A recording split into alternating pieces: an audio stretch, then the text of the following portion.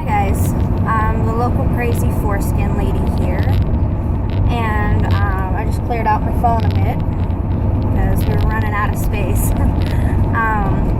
Driving and taking my kids to Play Place. It's a really neat place. Anyway, I figured I'd talk about unschooling today since we're heading to a place that is really awesome for unschooling, really.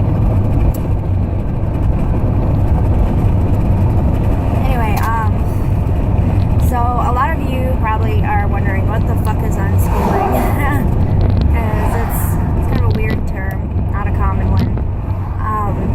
But unschooling is kind of like homeschooling, but it's not, because homeschooling is bringing school home. You know, you sit down, you do lessons, you follow a curriculum, you do tests,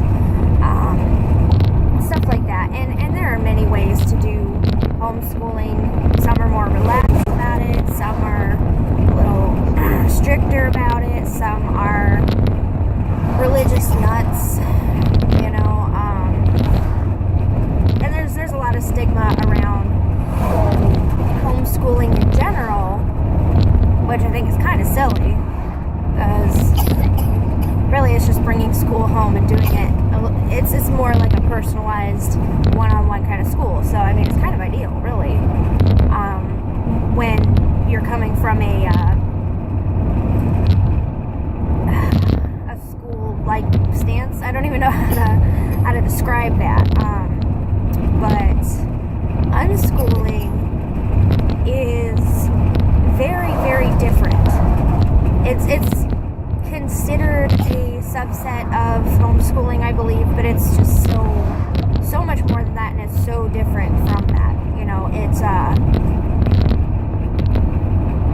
basically unschooling runs on the basis that you trust that your children will learn. God, I'm really not explaining this well. I never do. But unschooling is like a mix of free range learning and loving, hands-on, respectful parenting. It's kind of a decent description, I suppose. Looks like I'm going to be stuck behind a vehicle with hay bales in it. That's interesting. That's Illinois for you. Anyway, the thing is that if you study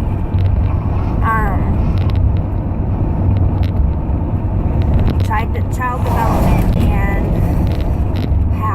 how the brain works and all this kind of stuff, you know, you realize that school really, like, not so much school, I'm not going to talk about school so much, but force is not necessary for a child to learn. And for us, it's, my daughter's only 5.5 going on 6, you know, so, you know, she's just getting to what you would call school age, you know, but she's learned so many things. I actually made a huge list for my partner because he didn't really understand. Hold on, 1 second. Alright, sorry, my daughter wanted to talk about this vehicle with hay bales in front of us and a horse she saw. That's unschooling. You take the time. That's kind of how it looks for us. Like, I guess sometimes I underestimate what I do on a daily basis with her. I don't think about it because it's just so natural for us at this point. But people on the outside actually have commented on it, that I take the time to really explain things to her, and if I don't know, we find out. And, you know, we often, if she comes to me with a question, I don't just give her a half-ass answer and send her on her way. We'll look up YouTube videos on it, and we'll discuss it in length if she wants to. You know, if she's interested, we do. Or we'll go on Google and look up pictures of something, or, you know, stuff like that. It's really neat. But anyway, what was I saying? I was talking about that list. I made this list of things that have been covered with her by age 5. And I put it in school terms so that he could understand, you know, and it was I mean, how many 5-year-olds do you know that have a basic understanding of fractions? That's pretty cool, you know? It's just because, like, the way we learn is we don't sit down and do lessons or go by a specific curriculum. I don't focus on what she should learn and when she should learn it. We just learn as we go. Like, we cook together. We've been cooking together since she was 2, and she's going on 6 in the fall. So, I mean, but cooking is not just a life skill. Of course, it's a very important life skill, but, you know, it's so much more than that. It's science and math. Science and math, if you think about it, you know, and if you just think about things, you see so much. Like, honestly, there for a while, this last winter, I was worried because all my daughter was doing, other than playing, of course, which is very, very important in the younger years, all I thought she was doing was watching YouTube videos YouTube videos.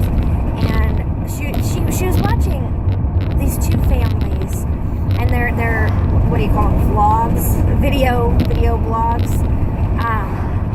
And I did worry for a little while that, you know, maybe I wasn't doing enough with her, you know, because I had a young baby, you know, her little sister, and whatever. And honestly, I could not understand her obsession with it. But you know what? She was still learning. I mean, not only was she people watching, but also when you watch things happening, your brain kind of translates it as you doing those things, you accomplishing those things. That's why video games are so fun and addicting, and, you know, porn.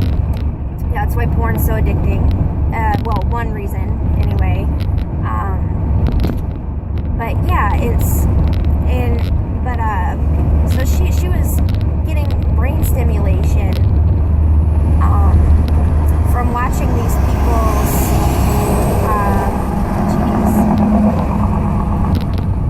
anyway, her brain was being stimulated very well by watching these people's lives and getting to know them and feeling like she experienced these things as well, which is really cool to think about.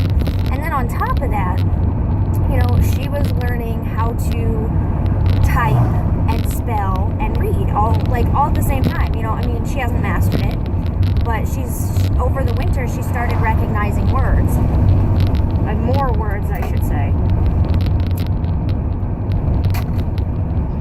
And it's just amazing to watch her just an everyday thing, just because it was winter, you know, she spent a lot of time watching YouTube videos, and she was teaching herself how to read and, you know, getting mental stimulation and people watching, and that's fucking cool, you know. And that's the thing, is we just learn as we go.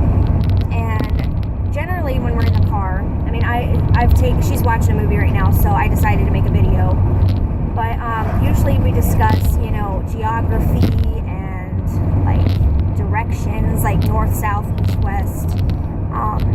We've discussed cities and states and countries and stuff, or we'll discuss the nature around us, how trees grow, you know, stuff like that. We'll discuss animals because, you know, out here you'll see cows or horses, you know, and that's just all in a drive to the next town to go buy groceries or something, you know.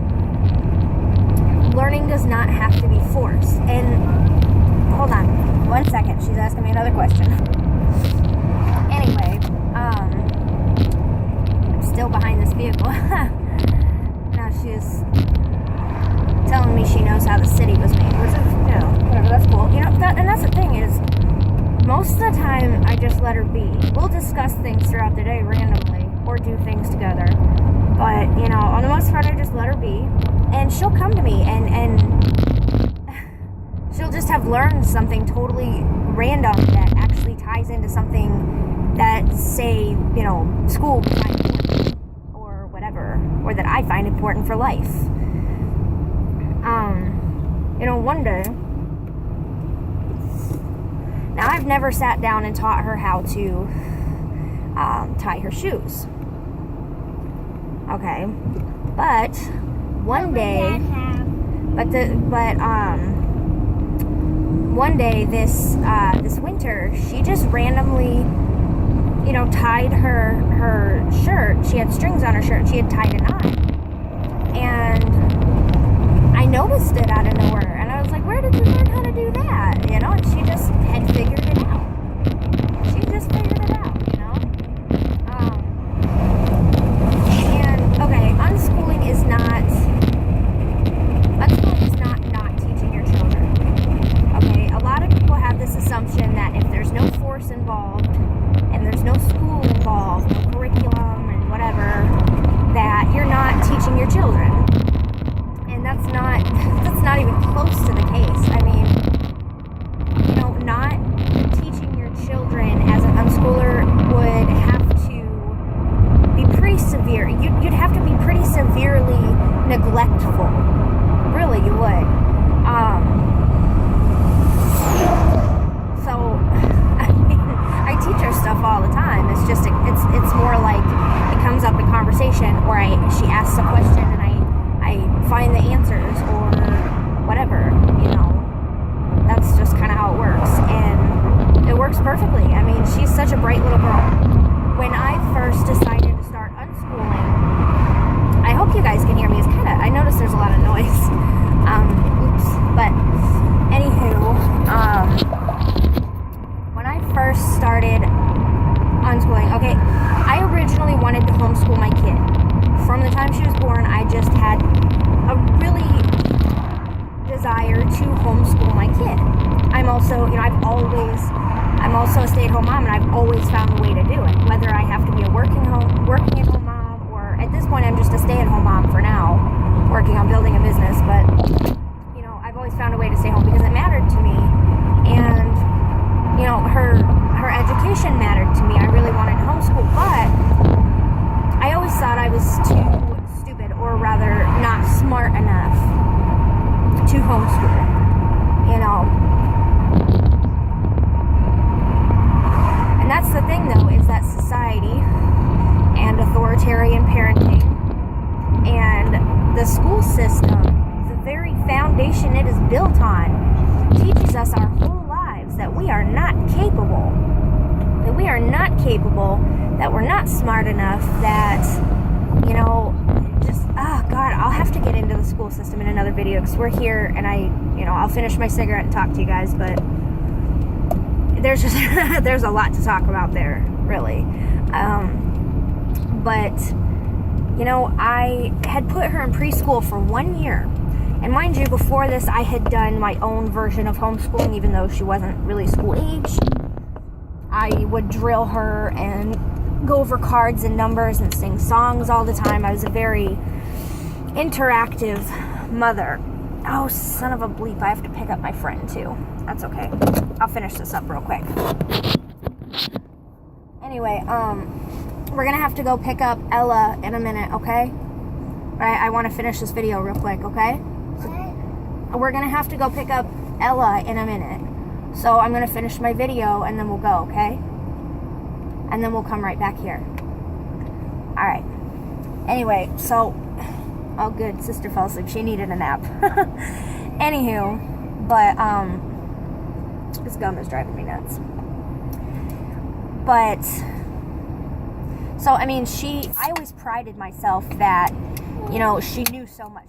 She went into preschool already knowing all her numbers 1 to 10, actually 1 to 20, and, you know, her ABCs and all the animals and, you know, and I really did. I prided myself on it, and, you know, whatever, but, Yeah, I know all my animals. and we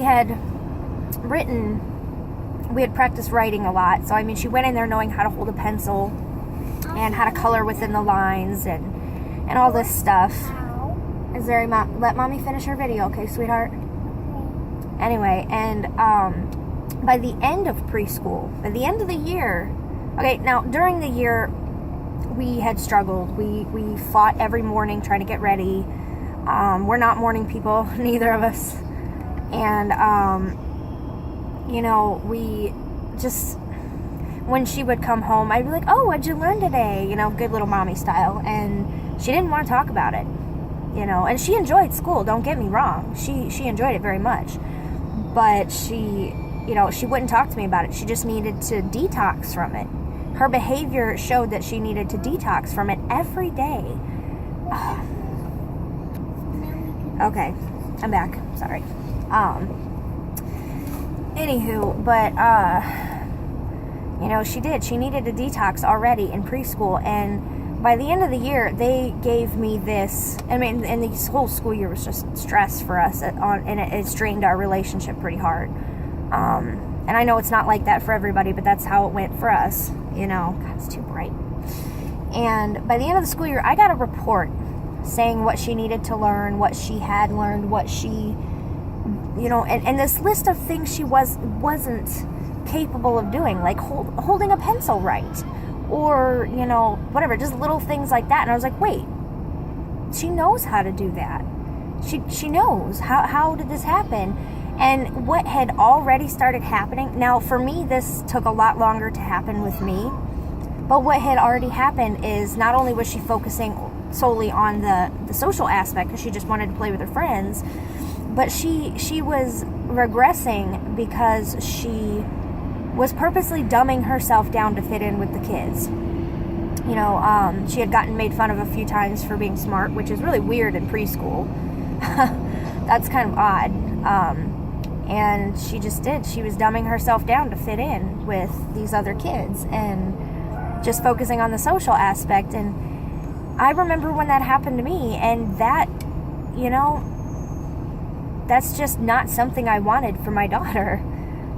I didn't want her to freaking end up doing that and feeling that way like she needed to, you know, and feeling so limited and limiting herself.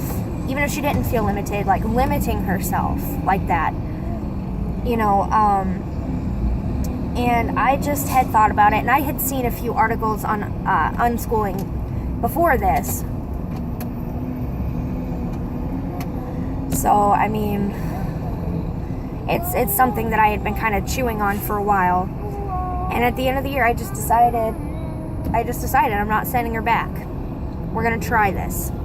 And I told her dad that, and he wasn't happy about it, but I told him, you know, let's give it a year and see how it goes, because technically she was only 3, going on like 3.5 when this happened, ish. Anyway, so, you know, I figured 1 year, good or bad, we'll see how it goes. She was so young that it would be okay, you know, and it was hard for me, and it was even hard for her at first, because she would be like, are we going to do a lesson today? And I would tell her, you know, if you want to, yeah, but, you know, you don't have to. And she's like, well, what am I supposed to do? And I said, whatever, you know, I would tell her, whatever you want. And it took her a while to really realize I was serious about that, that she could do whatever she wanted. And I forced myself to back off for a good 6 months. I just kept telling myself, don't do what you want to do, because I wanted to sit down and force lessons, but, you know, and I just forced myself to back off and observe, just strictly observe. I would answer questions if she asked, and we would do stuff if she wanted to, but it was just basically me backing off, you know. And after 6 months of this, I had watched this little girl just blossom. I don't even know how to describe it, but her personality, she just came into herself so well, and she just blossomed. And, you know, after 6 months, she showed me, you know, just with the little things she was doing, she showed me that she was indeed learning. And, you know, she was learning stuff that would be relevant to school, just through everyday life. And over the next 6 months after that, I saw so many things that I was like, you know what, this is it. This is what's right for us, you know. And she just continued blossoming, let me tell you. And, you know, at this point, a couple years later, I just couldn't imagine life any other way. It's amazing. It is really amazing. And once you find the joy of unschooling, of not having to worry about the school schedule and not having to struggle to get ready for school and not, worrying about what supplies you need for school or, oh God, is she falling behind? Does she need to learn this or that? I mean, once you let go of all of that and don't have to do it, it's just, you realize how freeing it is. It is just such a freeing thing. It's beautiful. And I probably sound like a damn nutcase right now to those of you who are not unschoolers. But just look into it and think about it. It's pretty amazing. 1 minute, sweetheart. I'm almost in. We're gonna get going, okay? Anyway, I suppose I ought to let you guys go since my kid's getting a little frustrated and I need to look up the address of my friend. Just haven't been to her new house. Anyway, but yeah, unschooling is the shit. Let me tell you. Look into it and don't just read the first article and scoff. I mean, really look into it. And if you have any questions about it, you can comment on this video and I'll tell you what I know. Hold on, sweetheart. Okay, we're going. Anyway, yeah, comment on the video and I will answer what I can. I could probably describe it better when I write. I tend to be able to do that. But anyway, I hope you guys have a lovely day. I have to go. Kid's gonna eat me. Yeah, food for thought, guys. Have a nice day.